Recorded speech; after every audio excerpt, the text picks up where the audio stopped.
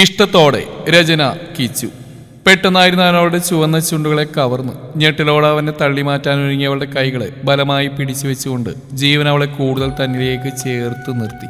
ചുറ്റും കൂടുന്നവരുടെ കണ്ണുകൾ അവരിൽ മാത്രമായിരുന്നു. പക്ഷെ അവരുടെ നോട്ടങ്ങളെ വകവെക്കാതെ അവൻ അവളുടെ ചുണ്ട് കവർന്നുകൊണ്ടിരുന്നു. അവൾ കരയുകയാണെന്നറിഞ്ഞിട്ടും ജീവൻ അവളെ വിടാതെ ബലമായി പിടിച്ചു നിർത്തി. ഒരു ദീർഘ ചുംബനത്തിന് ശേഷം അവൻ അവളിൽ നിന്ന് അടർന്നു മാറി.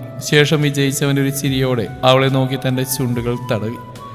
ഈ നിമിഷം എന്ത് ചെയ്യണമെന്നറിയാ പകച്ചിരിക്കായിരുന്നു ആ പെൺകുട്ടി. കലങ്ങിയ കണ്ണുകളോടെ അവൾ ചുറ്റും നോക്കി. കൂടിയുന്നവരിൽ ചിലരിൽ അത്ഭുതവും പുച്ഛവും സഹതാപവും ഒക്കെ നിഴലിക്കുന്നു. അവിടെ നിൽക്കാനാവാതെ അവൾ അവരുടെ ഇടയിലൂടെ അവിടുന്ന് ഓടിയകന്നു. പാവം കൊച്ച് പേടിച്ചുപോയി.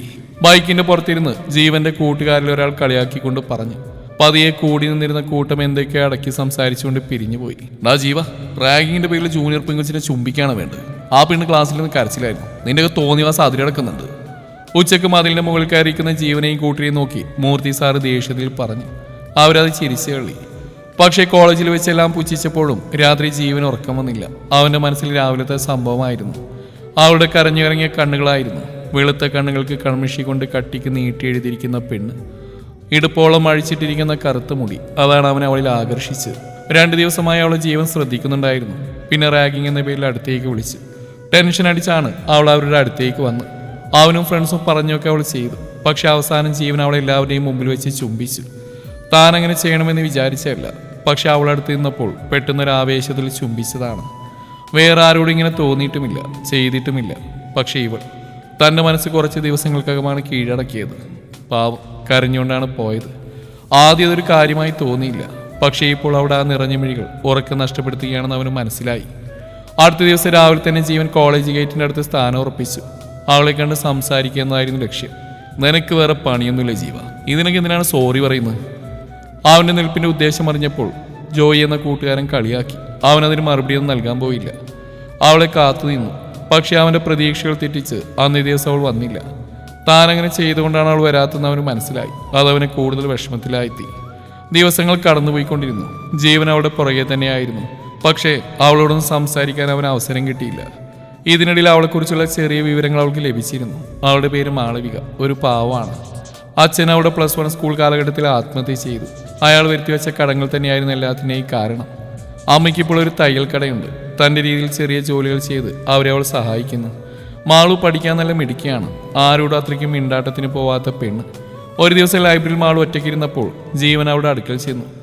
അവൻ തന്നെ ഇപ്പോഴും ശ്രദ്ധിക്കുന്ന അവൾ കണ്ടിരുന്നു. ജീവൻ അടുത്ത് വന്നപ്പോൾ മാളു പെട്ടെന്ന് ബെഞ്ചിൽ നിന്ന് എഴുന്നേറ്റ് പോവാൻ തിടുക്കം കൂട്ടി. മാളവിക, എനിക്ക് തന്നോട് സംസാരിക്കണം. ജീവൻ അവളെ തടഞ്ഞുകൊണ്ട് പറഞ്ഞു. എന്താ? അന്ന് ഞാൻ തന്നോടങ്ങനെ ചെയ്യരുതായിരുന്നു. സോറി മാളവിക, ഞാൻ അപ്പോഴൊരു തമാശയ്ക്ക് ചെയ്തു പോയതാ. തമാശയോ? പക്ഷെ എനിക്കങ്ങനെ തോന്നിയില്ല. എനിക്കത് ക്ഷമിക്കാനും മറക്കാനും പറ്റില്ല. ആ സംഭവം കഴിഞ്ഞ് കോളേജിലെ പലരിനോട് വല്ലാത്തൊരു നോട്ടവും ഭാവമാണ്. നിങ്ങൾക്ക് പിന്നെ അതൊന്നും അറിയണ്ടല്ലോ, മാളു ഇടർച്ചയോടെ പറഞ്ഞു. അവൾക്ക് ആ നിമിഷം ദേഷ്യവും വിഷമവും തോന്നി. എനിക്ക് തൻ്റെ അവസ്ഥ മനസ്സിലാവും. പക്ഷേ അപ്പം ഞാനിതൊന്നും ചിന്തിച്ചിരുന്നില്ല. സോറി മാളവിക, താൻ എന്നോട് ക്ഷമിക്കുക.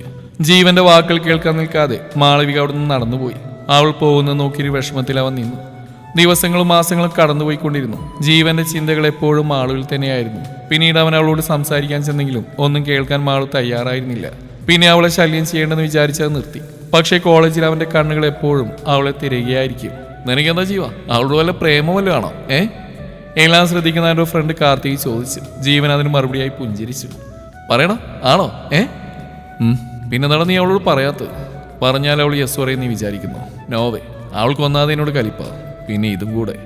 ജീവൻ ഒരു വിഷമത്തോടെ പറഞ്ഞു. നീ എന്നാലൊന്നും പറഞ്ഞു നോക്കടാ, പിന്നെ പറയാൻ പറ്റില്ലെന്ന് വിഷമിക്കണ്ട. ജീവൻ അതേപറ്റി ചിന്തിച്ചു.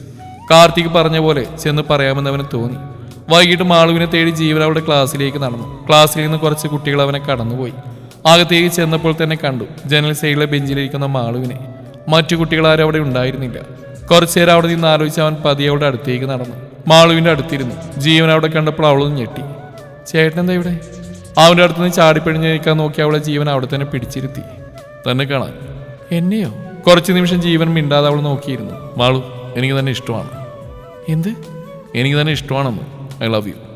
എനിക്കറിയാം അന്ന് ദേഷ്യം തനിക്കിപ്പോഴും മാറിയിട്ടില്ലെന്ന്, അതിനെന്നോട് ക്ഷമിച്ചിട്ടില്ലെന്നും അറിയാം.